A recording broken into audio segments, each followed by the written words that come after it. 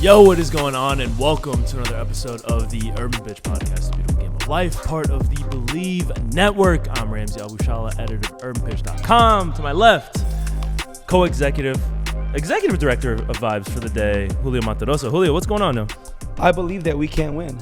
Yeah. Oh, okay. I see where you're going here. Julio, we're calling audibles today. We're switching stuff around. Yeah. We had something planned for today but we had to kind of push off to the end. Well, we're excited for that, but the show must go on. The show must continue. So we're here talking about the latest in all the soccer culture verse news, updates, and you started off with some. I believe that we will win. Mauricio Pochettino officially unveiled as the new U.S. men's national team coach. We talked about it a couple weeks ago. Was it last week? Yeah. Was it last week?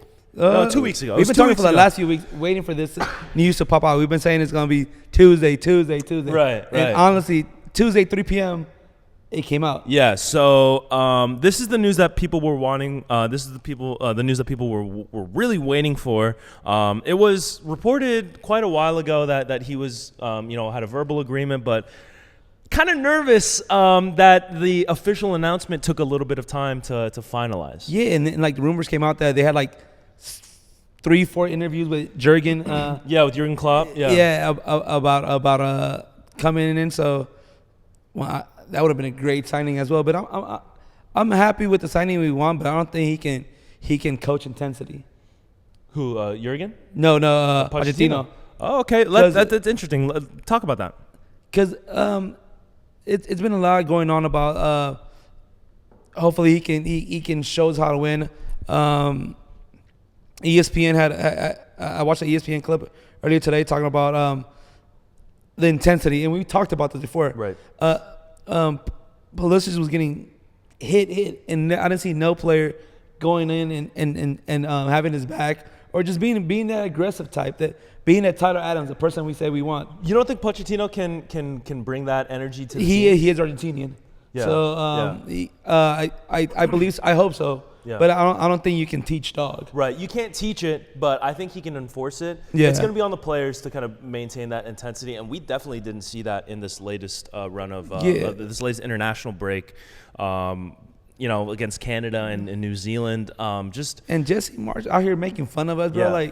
Have some pride. I mean, Jesse Marsh has been laughing at us for a good best amount American of time. coach, best American coach ever. I mean, he has that distinction. He's one of the few Americans to ever coach in the Premier League. I think Bob Bradley might be the only other one. Don't quote me on that, but he, They took it to us. That's all you can say in that recent friendly. Anytime the U.S. plays Canada, it's going to be a rivalry match. For them it was. For us it wasn't. It didn't seem like it. Didn't seem like we were just going through the motions. Do you think we would have had that intensity had it been Mexico that we were playing? Yeah, I believe so. I believe that. You think it would have been that same kind of lackluster emotions and nothing really? No, flat? with Mexico it's just a history. With Canada it's like when when your younger brothers. You beat him by a lot all the time, and all of a sudden he gets good, and then you're like, so what? I beat you 75 times. So to clarify, you're saying that the energy would have been different had it been Mexico? Yes, definitely. Yeah. Because Mexico, that intensity always goes up, but with Canada, it's a new rivalry just building up. So it's hard for the U.S. to be like whatever, but it shouldn't be like that. You don't want to be Mexico because Mexico with big teams, they're like one of the top countries in the world. When they play smaller teams, then they lose their level, and that's something they've been knocked down for years. Right. So especially with the team, the caliber of team we have, if it's a weaker team, beat them 25-0. Right. If it's a better team, play them to the point where if we do lose, it's not because we didn't have the chances, we didn't go out. It was just better than that. So I feel like this is a broken record. Today's episode is brought to you by Bet Online. Bet Online is the world's most trusted betting platform and your number one source for everything football, the other football. Bet Online has every stat, every matchup, and even live odds and spreads to bet on during the games. Think you know your stuff? Get in on our $200,000 mega contest and pick 5 games against the spread every week for your chance at weekly prizes and a share of $200K. When the game's over, head on over to our online casino and get in on a game of blackjack or poker, or unwind with one of our over 150 slots games. Head to the website today to get in on the action. Bet Online, the game starts here. Every time we talk about this team, it is how can we maintain a level of intensity that we saw at the World Cup. I think we definitely did see it. We've seen it in spurts, but we haven't seen it consistently over a long stretch of time in multiple different competitions. You saw it at the Copa America was a disaster. Now, these two friendlies, not positive. So Pochettino is coming into a situation that is not ideal. Right. And especially from the expectations, because the expectations that the fans have for him is to build a quality competitive side that can compete with, like the top 10 nations in the world, which, to be fair, like I don't think we're close to that. I believe top close to the 10, yes. Honestly, like we have maybe like the talent. We talk about the talent. We talk about, this player's playing in so-and-so, or this player's in the Champions League, this player's playing Europa League. We have players that are playing in very high quality caliber club situations, but I haven't seen it. I haven't seen name one signature USA performance. I can't. You know what I mean? But was it Iran? Was it that was it the final that Tottenham scored that banger in? A couple of Nations League gritty performances, and those wins against Mexico that Greg. Beating Mexico at this point, all right, we should keep doing it. Yes, but let's show the world that it's not only on this side. Yeah, yeah. Man, hopefully we figure it out, because at this point, when does potential become failure? Yeah, and so that's where we're kind of venturing into that land, and I don't want to get too into it because that whole speculation stuff is not a healthy place to be, and I think a lot of U.S. fans that are frustrated are starting to get into that kind of realm. But I think that starting with the player selection, starting with the establishing of a playing style, a mentality, I think that stuff getting that done out the gate is going to be very important for Poch, because this is a team that's kind of directionless at the moment. They're aimless. They haven't had a lot of stability with these interim managers that are coming in. So this team needs a reset. It needs someone to come in and just kind of calm the waters, because I feel like it's just been so tumultuous, so chaotic over the last few years that it's kind of starting to get to these players. So I think a positive of him coming in is that he gets to establish himself and to bring the kind of the core identity of what he wants this team to be over the next 2 years leading up to the World Cup. Yeah, and Bleacher Report came out with an article winners and losers, and then he with Pochettino's signing, and he was like, the losers are the players are already there, because nowadays if you're a constant. You're not a constant anymore. You gotta prove it to him. For real. It's a new coach. You cannot hide behind Bill Hartcher nor. So anytime you see a new management come in, they're gonna evaluate where the inefficiencies are, and if you are not a core player that is a no-brainer on this roster, then you have to be a little bit nervous, because number one, there's a lot of pretty good talent, and we saw it at the World Cup. You were talking about it a few episodes ago. Not the World Cup, sorry, the Olympics. The Olympics. And there's a lot of young talent that's promising that hasn't really had their shot because they weren't one of Greg's guys, or they were too young. Yeah. And so right now, I think there's maybe 3 or 4 players that can feel secure in their spot on this roster. If that. Everybody else is okay, it's time to prove myself, because you don't want to be in a John Brooks situation. You don't want to be in. And I feel like Brooks needs a second chance. But him and Greg. You still think he has a Julian Green too? Not Green. Who are you gonna say? No, just Brooks. Is okay. Going to the World Cup over Shaq Moore. Honestly, we no, but that was a coaching decision. Yeah, that was but because Brooks isn't my guy. I don't want him on this roster. Exactly. So now those decisions leaving out a Pepe out now it's all right, the coach that had his favorites now.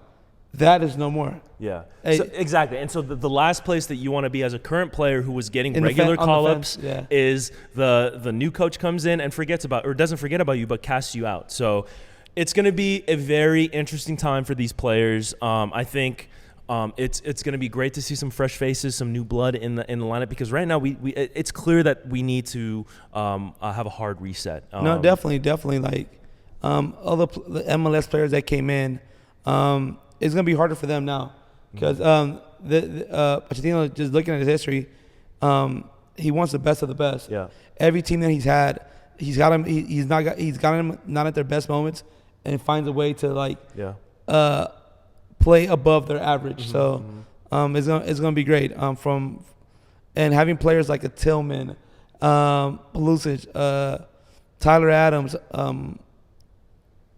so on. Yeah. I feel like these players that are in the fence of breaking out, a coach like that can literally help them out. So who are your non-negotiables when it comes to players that Poch needs to have and needs to build around ahead of his stint as head coach? McKinney, Pulisic, and Tyler Adams are just my favorite. Three. Those are your three. Yeah. There's nobody else that is a Chris Richards. No, I'm lying. Chris Richards. No, okay. and Anthony Robinson too. Yeah. Other than that, yeah. So those five.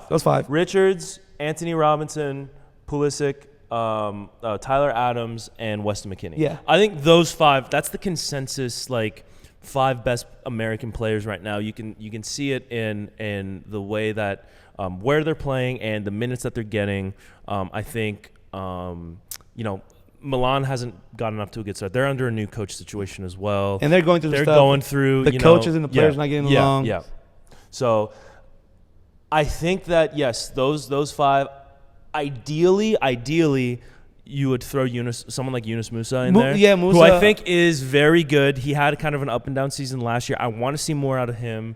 The player that I feel worse about is Reina, because we've been talking about his potential, but he has not lived up to the hype at all. And that was the next person I was going to say. It was Gio Reyna, someone who clearly has the talent, who has shown that he is capable of playing at very high levels, at the highest level of football. Like with Borussia Dortmund, he had, was it 2020 or 2021, where he had kind of a really breakout season. I think he was 19 years old. The team no more. And now, the coach doesn't really favor him at Dortmund. He had not a great stint at Nottingham. So this is a tough – he's in a tough spot where he needs minutes. Number one, find a place where you can get constant minutes where you can Will it be better build for up MLS? MLS, I want him to stay in Europe. All right. At that age, at the age he is at right now, young 20s. Early 20s, I think if you have proven that you are a European caliber player, stay in Europe. If you are a fringe Europe player that, maybe will go out on loan to a second division team or, is sitting on the bench, then yes, MLS is a great option for you if you're 21, 22, looking to get some minutes, looking to get some confidence. I still think Reyna's level is above MLS, but honestly, if he can't find a place in Europe where he can get minutes and build his confidence, shoot, maybe go back to NYCFC or find a place where, this might sound crazy, but that's what Zlatan did. Yeah. Zlatan, coming out of Manchester United, yeah. Was injured, coming off an ACL surgery. People thought he was washed. People thought he was done. Comes to Galaxy, proves that he can still play at a high level, goes to AC Milan, and succeeds for at least a season and a half at Milan. So it's a proven, kind of ground for this. People will talk bad about MLS all they want, but it is a proven ground to kind of gain your confidence back and show the world, I can still play, and maybe use that as a launching pad to go to a bigger league or a bigger team. Yeah, definitely. Else. And we do have MLS talents: Chicha, Boanga, LAFC has Tillman. So we do have great talent in the MLS. Yeah. MLS. It is a very talented league. It is kind of slanted towards offensive players. It is kind of weird with the travel, kind of weird with the playing surfaces. But it is. It's a respectable league, equal to I think maybe an Eredivisie or a lower tier Eredivisie, or maybe the Belgian league.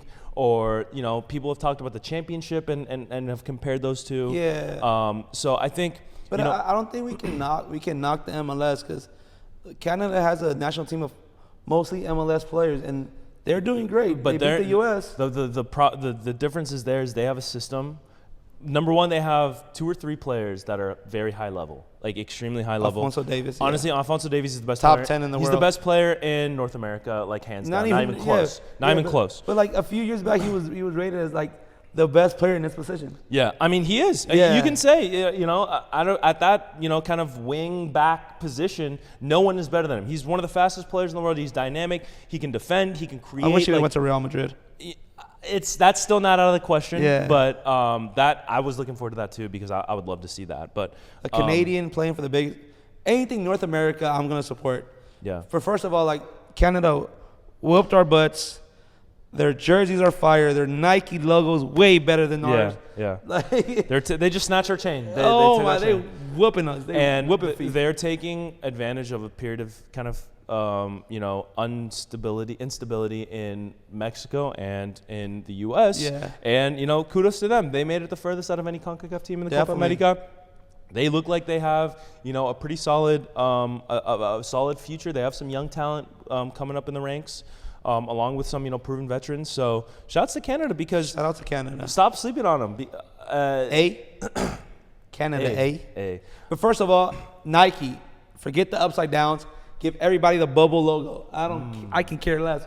Oh, you mean the vertical? The vertical. Yeah, whatever it is. Shout out to the women, but we need that crazy. bubble logo. That's so hard. Yeah, that it was bubble, crazy. like Nike logo is hard.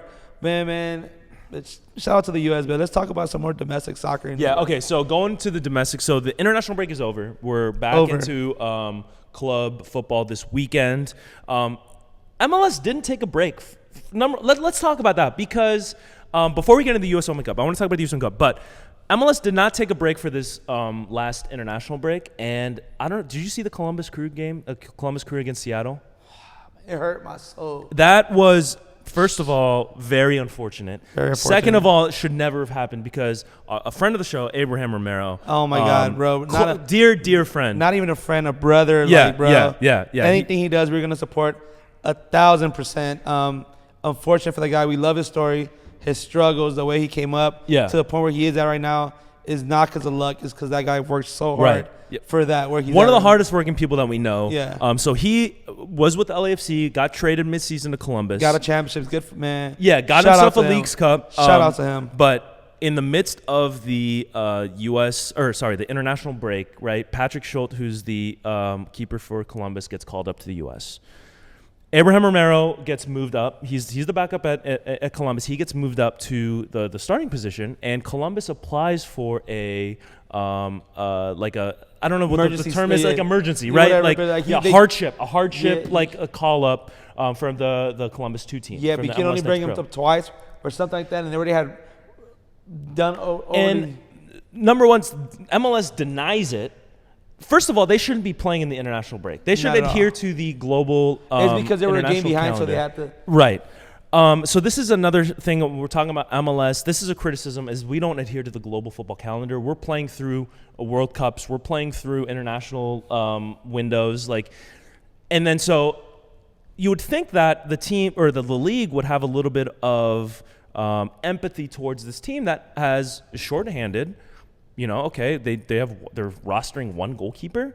Yeah, sure, why not? Let the backup keeper or the third string keeper that's playing with the MLS Next Pro team, let him call him up. Yeah. They deny it. What happens? Murphy's Law, whatever can go wrong will go wrong. Abraham gets a tough red card, gets sent off, and now they have an emergency keeper situation where they're putting a field player back. And you don't want to see that. And seriously about that player, he played every position possible for Columbus. It's not quirky. It's not like, MLS is so cool. This things happen. It is never a good sign when you have players. A field player playing goalie.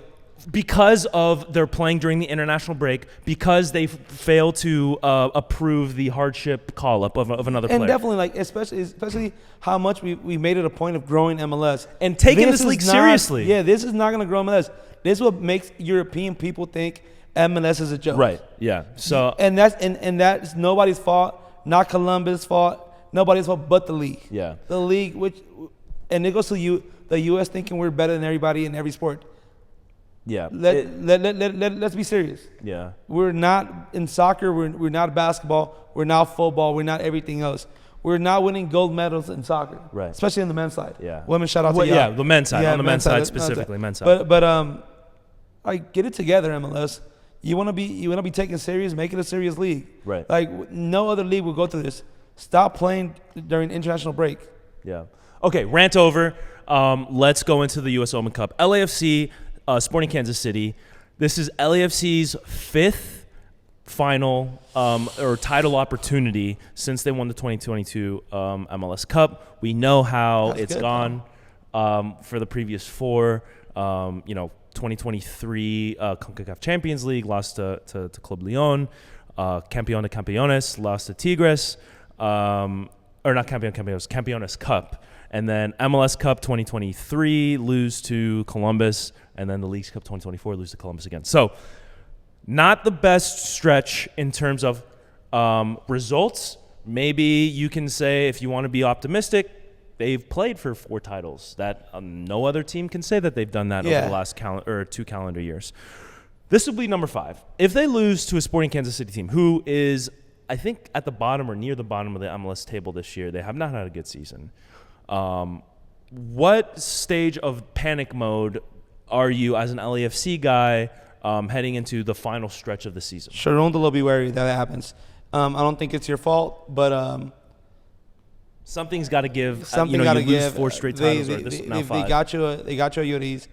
They got you players. You complained about not having enough depth. You got it. This cup should be won. This cup should be in the bag. There's no reason they should not win. LAFC should not win this cup, especially with the talented team they have. And Kansas City not doing the best. Yeah. So there's no reason we should be losing this cup. We've had LAFC has not had the best last 3 games in the league. So yeah, a little bit of struggles. 2 against Dynamo, and then who did they play over the weekend? It was in Seattle. I don't know, but yeah, it wasn't the best showing. Houston. Yeah. Oh yeah. They played back to back against the Dynamo. You're right. Yeah. So at this point now, I honestly this is Tráfico weekend. Right. Whatever happens in Tráfico, lose or win, do not put that starting team. Do not get him tired. I don't mind losing the Tráfico at Carson. So you'd rather have a U.S. Open? You would expense this Tráfico match to win the U.S. Open? A regular season, whatever, it's still a rivalry game, whatever. Yeah, we don't want to lose, but a rivalry game is not as important as a cup. Yeah, and we saw this. Was it the U.S. Open Cup a couple years ago where they played each other? And this is when LAFC put their second team in. Right. Yeah. They put everybody in. Yeah. So yeah. Whatever. Give Galaxy fans their cool little. Oh yeah, we beat you. Look, we're good for y'all, but we're playing. We got a title game. The only problem is LAFC is in a title race of their own for the regular season. Does the Supporter Shield, right? So this loss could cost them the Supporter Shield in the end. Yeah, but it's gonna go to the East Coast. That Supporter Shield is not staying in the West. You think so? Columbus is taking that. So it's in Miami. Miami's on the top. Sorry, Miami. So whatever. Let's worry about that in the future. Whatever title's in front of us right now, go for that. Okay, so you would take a El Tráfico loss for a U.S. Open Cup win? Yes. Yeah. El Tráfico is not as important as a cup. And we already won the first. Wow, that's crazy. I said we. I said welcome we. to the dark side. Wow. Welcome to the dark side. Welcome to the dark side. Crazy. Welcome to the dark side. Black and gold side. Yeah, that is wild, man. That's the first time I've slipped. Jersey. Yeah, he's rocking DC United. 96, talking about us. 96, 97. But okay, so this U.S. Open Cup, right? This is the 5th final that LAFC has been in.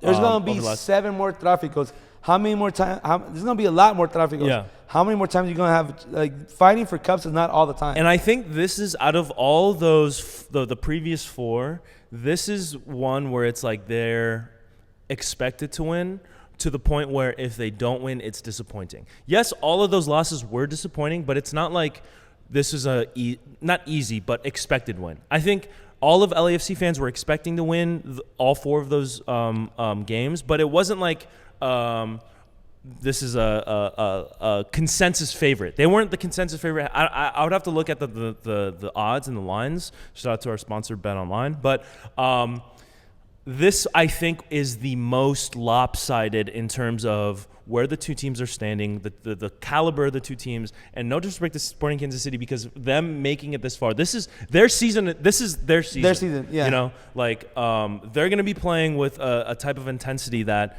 like, okay, you know, we don't have anything else to be playing for. We're not going to make the playoffs, at least I don't think. And this is like their World Series, MLS Cup, Champions League final, whatever you want to call it. This is it for them. So they're going to be coming out very strong. They have a pretty, you know, they have some players that can do damage. Yeah, but no, LAFC should take it. But LAFC, I agree with you. But I don't think. Shout out to Kobe. All your marbles shouldn't be put in the Tráfico basket. Literally, let that game. Oh, exactly. Don't go out there and like go to lose with them. Try to go win, but at the end of the day, 60 minutes in, start letting the star players that we need for Wednesday out. Yeah. And let's give them some rest because that's a quick turnaround. Yeah, Saturday to Wednesday is though it's gonna be still like they're not traveling. It's all home. Like right. Even though they have to go to Palmdale to go play. But. Hey, shouts to South Bay. I just got approved for an apartment out there. Oh, hey, shout out Ramsey. He's going to move out there. I'm not going to say where because y'all are crazy. Yeah, but, super crazy. But, like, even though it's, like, going to the Inland Empire and back, like, yeah, it's going to be a quick turnaround. So, 60 minutes in, if we have not closed that game out, 3-0, get them out, whatever. LA Galaxy wins 2-1. They're going to go crazy on Facebook, Instagram, all social mostly, media. I feel like the Galaxy fans have very strong Facebook presence. Yeah, definitely, because they're like 60 years old. But that's crazy. They're like, yeah, we're everybody was a fan. Salvadorians that were Cienfuegos age. Right. Get over it, Doug. Get over it, guys. Okay, so Tráfico is secondary, and we're recording this before obviously, and this is gonna release after the Tráfico. So we're focused on U.S. Open Cup. U.S. Open Cup. This victory, does it absolve Cherndolo of the previous failure? We gotta go for U.S. We gotta go for MLS Cup still. MLS Cup, yeah. We have to still qualify high, go back hopefully to another final. But MLS Cup with this, especially with this team, bringing Giroud, they made that signing not because they wanted to get out first round, second round. Yeah. They're going for another MLS Cup chance. So, but at this point, losing the Tráfico, it will be heartbreaking. But I think winning a cup is going to show some of the newer players that have not won, because this is a brand new team. Right. Yeah. It's going to show like how the city's going to respond to them winning the cup, giving them motivation to go for another cup. Yeah. Talking about cities responding to certain things. Let's move on. Kendrick Lamar. He is, LA has kind of put LA on his back over the last few months. He just got announced as the Super Bowl headliner for the halftime show this February, which is going to be in New Orleans. There was a little bit of pushback because they thought that Lil Wayne should have had this show, but I'm going to start it off from and give my point of view. I think this is almost 7 months ago, 8 months ago, if you would have said Kendrick Lamar's headlining the Super Bowl, that like you're just like what the hell is going on? Nobody could have seen this coming at the beginning of the year, at the beginning of the calendar year. The one verse, really, like maybe you can argue one line, kind of sparked this chain of events. It's like the Bible, God watching. Yeah, I mean it's like J. Cole going on that song with Drake. What a great business move with J. Cole. And saying, talking about the big three and all this, that this has set off a chain of events that I don't think anybody has seen coming, and I think it's going to culminate with Kendrick Lamar calling Drake a pedophile in front of, how many fans are in the Superdome, and the 10 million Americans that are going to be watching this event. Now, that's crazy, but I read something earlier today saying that it's not everybody trying to blame Jay-Z, my GOAT. Right. My GOAT. Because Rock Nation and the NFL have a partnership, right? But from what I heard, the way the performers picked, Jay-Z is in charge of giving the short list. Right. Kendrick, Lil Wayne, Drake, Hurricane Chris even got on Instagram talking trash. Shout out to Hurricane Chris. Hey, baby. Halle Berry. Dropping me 50. That's yeah. Shout out to Hurricane. But the thing is, like, Jay-Z and Rock Nation only in charge of giving the short list. The person that picked Kendrick was the city. They have the ultimate decision on who's going to perform. Yeah. So let's not blame Jay-Z. Blame your city for not getting juveniles to perform. Like they gave a list. Yeah.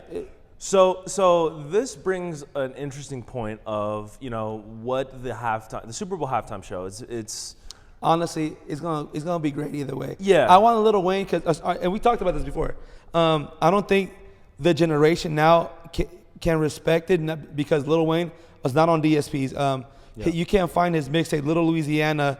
The drought series, dedication with Don Cannon. Like these kids cannot see it because they're not on YouTube like we were on YouTube or on Dat Piff. Right, Dat Piff was a different type. So like looking for that album. So these kids don't, even though we know Lil Wayne's greatness, they cannot see it because to find their music you have to be a fan. You have to go on YouTube. You have to know what song you remix. The Walk It Out remix. Like stuff like that. Nuck If You Buck Lil Wayne with the original Young Money crew, like you have to really know, you have to be there to realize how great that music was. Yeah, I think you know, obviously he has a lot of music on streaming platforms, like the whole Carter series. But that's not. It is is a little bit. It is a little bit, but I think greatness. it's very significant. It is very significant. Carter 2. One of my favorite albums of all time. Hey DJ, you know, Hustler Music. Go DJ is Carter 1, I think. No, it's Carter 2. I'll bet you money on this. Yeah, We'll look on this after. Right. History will know the right answer on this, but Carter 2 to me is the superior Carter. Carter 3, obviously, what it did with the sales, that really kind of blew up everything. And everybody saying Jay-Z doesn't like Lil Wayne. Carter 3 gave him a whole verse. Carter, yeah. And then the whole thing with the Carter 3 getting leaked a week before and him having to kind of go back and change everything.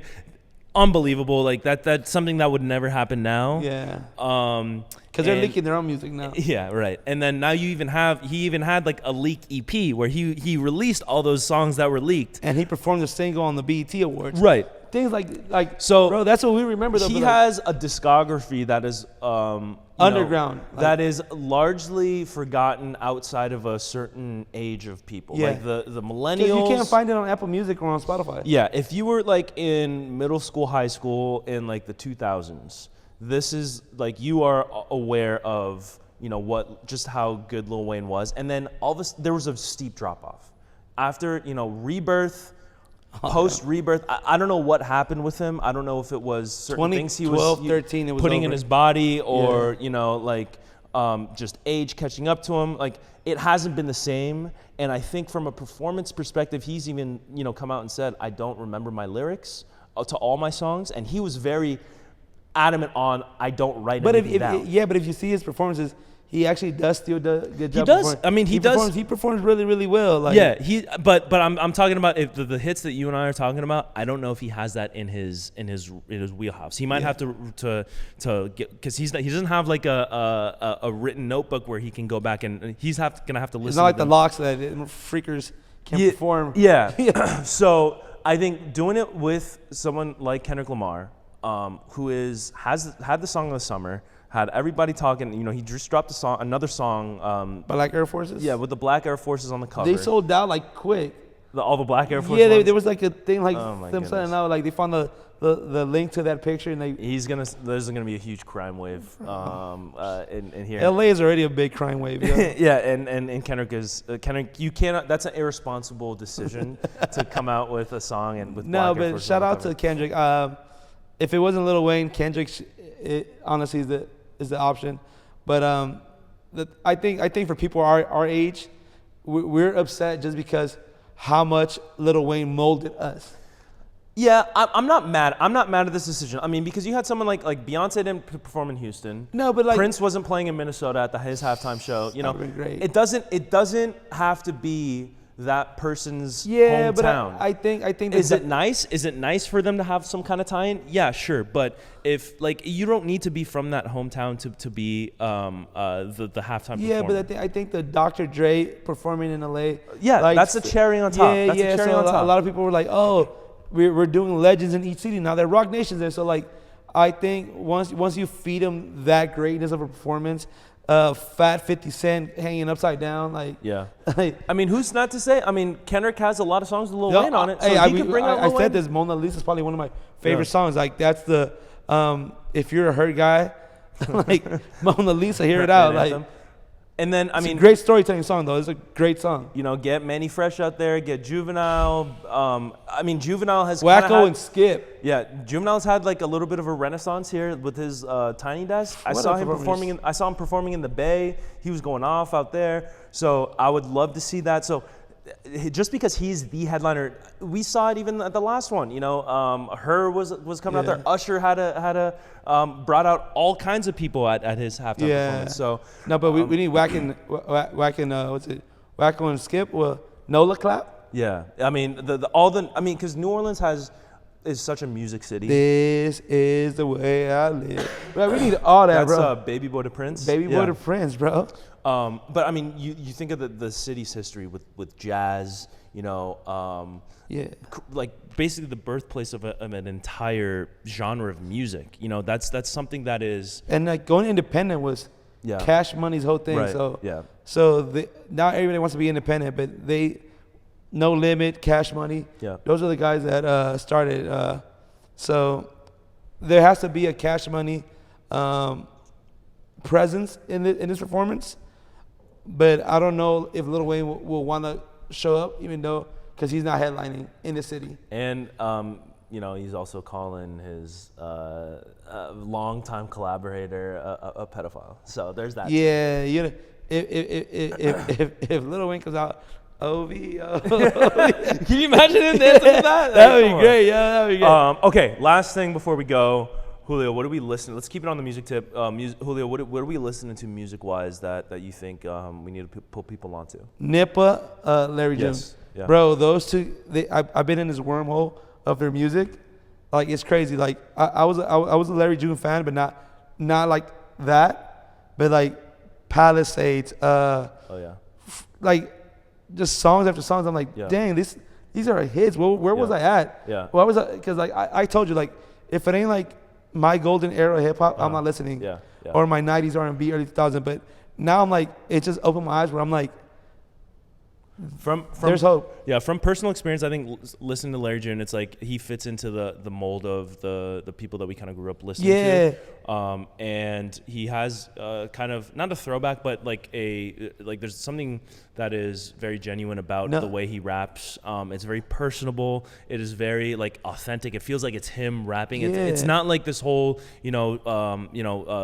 big performance that we see a lot of these kind of bigger rap stars. And not to diminish that, because that takes a lot of skill and a lot of talent as well. Definitely. But with him, it very much feels like, this is who I am. This is the music that I like. And then you see it with the beats he picks, the producers he works with. His latest album, he was working with, who's who of producers. Harry Fraud was on there. Cook and Soul was on there. Like, he has a whole project with Alchemist. Like, all this stuff that he Alchemist does. from LA.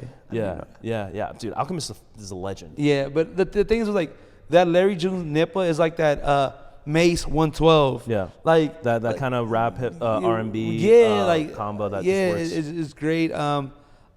Started getting into a lot of Simba. Reason is a great project. great project. Off the porch, what's it called? Jumping off the porch or something. Even though he just got dropped, well, he left. He parted ways with TDE. So, Something Reason. Porch Diaries or something. Yeah, like Porch Diaries.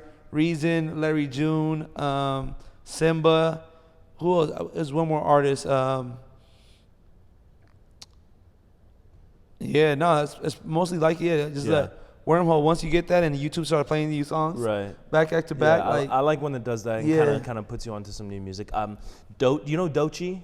She was on Isaiah Rashad. She's worked with TDE a bunch. I just heard about it today, to be honest. Yeah, Schoolboy Q was tweeting about her a couple weeks ago, but I've been listening to her. I saw her perform with Smino and JID a couple years ago now. But she had a new album recently, and it's fun. You should listen. I think you'd like it. Front to back, like she's got crazy beats on there, crazy bars. She's really doing her thing. She's been doing her thing. Her verse on Isaiah Rashad's "The House Is Burning" album. Oh my, it's one of the best verses that I've heard over the last 5 years. Like it's crazy. She's been doing her thing. That's like the one kind of newer-ish artist that definitely it's been a wormhole for me. Yeah. I've been stuck in Plato's allegory of the cave, just looking at darkness for a while. He's seen the light now. I've seen the light now. He doesn't believe it. He didn't believe it at first. I've been trying to. We tell had people, like 6 or 7 guests talking about Larry June, and he No, get me wrong. I walked out the cave. I saw it. I went back to tell my people. They didn't believe it, so I didn't believe it. Now I'm back outside. I'm like, all right, crazy. no, you guys don't know. The light is real. Yeah. The light is real. So shout out to you guys that got it. If not, go to college. Yeah. Philosophy 101. For real. Okay. Last thing though. Last thing. The Cortez Tiempo collab. Oh, that's right. I didn't even. So Nike, or I don't even know if Nike released it. We just saw a picture on Twitter. On Twitter, I saw it making its rounds around social media. But it looks like they're going to be releasing a Cortez Tiempo mashup sneaker. So it's a Cortez. Like body with like the flap Tiempo over tongue of the Tiempo, kind of like the leather, because the Cortezes are always like metallic leather, but yeah. It's almost like you can tell it looks like a Tiempo leather, and then the flap on the back as well is very much Tiempo. I need them. So I mean, the Tiempo is like Nike's classic, like kind of the answer to the Mundial of Adidas, the king of Puma. The classic leather boot that the center backs adhere to. It kind of molds to your foot. It isn't the bright, flashy forward boots. This is like 2-foot tackle, like classic OG. Hurt football. somebody. Yeah. And for them to like mash up that with the Cortez, it makes perfect sense because the Cortez is another OG like Nike. Bro. Like when you talk about Nike, shout out to the Cholos. The foundational like sneakers that Nike has, you have the Dunks, Air Force Ones, the Waffle Racers, the Air Max line, and then the Cortez. I feel like that's like staple Nike. Yeah, the Cortez is probably might be one of the older. I mean 80s, that goes back 82. to the 80s. That goes back to the 80s. Honestly, that for me is just the most nostalgic shoe. The 2 mashup right there. That's my childhood. I feel like that's you like wrapped up into a. Bro, you know how much of a fan of Cortez I am. Yeah. With a Tiempo, like it's like Samba having a Samba Predator collab. Yeah. Like, or even like, I'm trying to think, like, because or the Samba Cortez, I feel like the Cortez doesn't have an equivalent for Adidas. Yeah, it has to be the Samba. But the Samba is more of a soccer shoe. I feel like the Samba is closer to the Tiempo than it is to the Cortez. Yeah, you're right.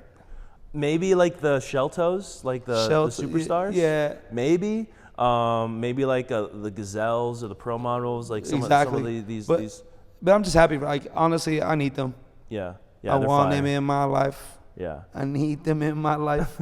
So hopefully, man. Hopefully it's a true drop. I know a lot of people. If you're not a soccer, I don't know because everybody's hyped about soccer. When I first saw them, I thought it was like kind of like how the surgeon kind of does. Yeah. He does these like kind of like Samba, like big flappy tongue on whatever a Jordan 1 or and so that's what I thought it was at first, and then I saw like Nike's dropping this. To me, that's a really smart and it makes sense. I wonder if they can sell them as soccer stores only, or I feel like it'll be like a limited release and maybe only certain boutiques. Then maybe they'll Nikki have it on Sports. the sneakers app. Maybe Nikki Sports will get them. Holla at me. Yeah, I mean you're plugged up with them. Yeah, so you're good on that. And hopefully No, I'm not. Don't come to me. Don't come to me. Yeah, I don't know nobody. Yeah. All right, let's wrap things up, Julio. This was a kind of an audible episode, but audible. We made it work. Omaha, check. Tuesday. We're we're very, you know, fluid. We're very, you know, we're able to make things work. So I'm glad we were able to get this done. Very peaceful. This has been another Urban Pitch, or episode of the Urban Pitch Podcast, Video Game Life, part of the Believe Network. For Julio Monterosa, I'm Ramsey. I'll keep you tapped in. We got more things coming. But until then, we'll see you next week.